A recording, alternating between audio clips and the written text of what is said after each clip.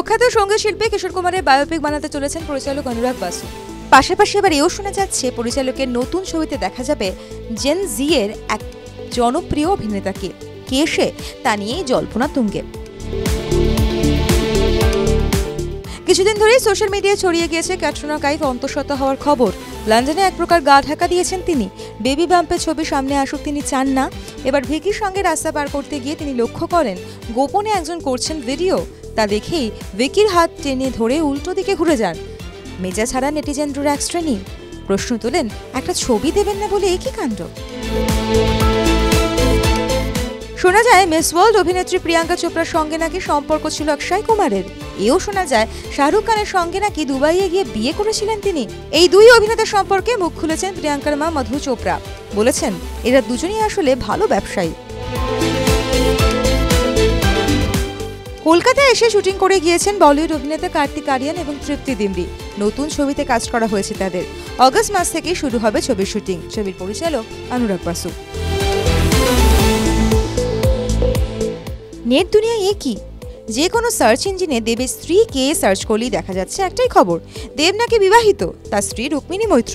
2021 সালে তারা বিয়ে করেছেন, তাদের এক সন্তানও রয়েছে। চারিদিকে হইচই। মুখ খুলেছেন বিদায়ী সাংসদও।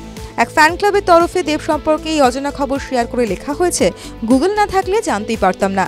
সেই পোস্টে কমেন্ট করেছেন দেব, লিখেছেন, হ্যাঁ আমিও।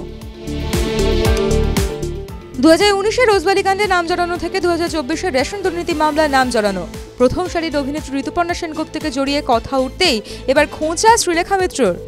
পোস্ট শেয়ার করে তিনি লেখেন, রোজভ্যালি রেশন অনেক দুর্নীতিতেই নাম জড়াচ্ছে ঋতুপর্ণার, কিন্তু টলিউড ইন্ডাস্ট্রি থাকবে নীরব। এই মেরুদণ্ডহীনতা নিয়ে এরাই আবার মাঝে মধ্যে জ্ঞানের যত দার্শনিক উক্তি করে। সকাল থেকে বিভিন্ন পাপারাজি অ্যাকাউন্টে ঘুরে বেড়াচ্ছে একটি ছবি, যে ছবি নিয়ে বিস্তর সমালোচনা। ছবিটি ছোট পর্দার জনপ্রিয় জুটি রুবেল দাস ও শ্বেতা ভট্টাচার্যের। ইনস্টাগ্রামে রুবেল তাঁর ও শ্বেতার এক ঘনিষ্ঠ ছবি পোস্ট করেছেন। আর সেই ছবি নিয়েই চর্চা। শুধু যে চর্চা তা নয়, হচ্ছে সমালোচনা। নেটিজেনদের একটা বড় অংশ লিখেছেন, নিজেদের ব্যক্তিগত মুহূর্তও বিক্রি করছেন, লজ্জা লাগে না? বেশ কয়েকদিন ধরে শোনা যাচ্ছে বিয়ের পিঁড়িতে বসতে চলেছেন বাংলার জনপ্রিয় অভিনেত্রী পায়েল সরকার। পাত্র আবার এনারাই। যদিও এই বিষয়ে কোনো তথ্যই শেয়ার করলেন না পায়েল, উল্টে কৌতূহল বাড়িয়ে জানালেন, সময় মতো সবটাই সবাই জানতে পারবে, শুধু রাখতে হবে ধৈর্য।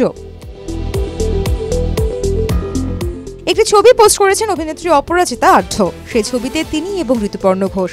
30শে মে ঋতুপর্ণর 11 বছরের মৃত্যুবার্ষিকী। অপরাজিতা লিখেছেন, কতদিন হয়ে গেল তাই না ঋতুদা? অভিভাবক, বন্ধু, পরিচালক সব কিছু পেরিয়ে সেই মানুষটিকে আজও খুঁজি সিনেমা পাড়ার কোনায় কোনায়।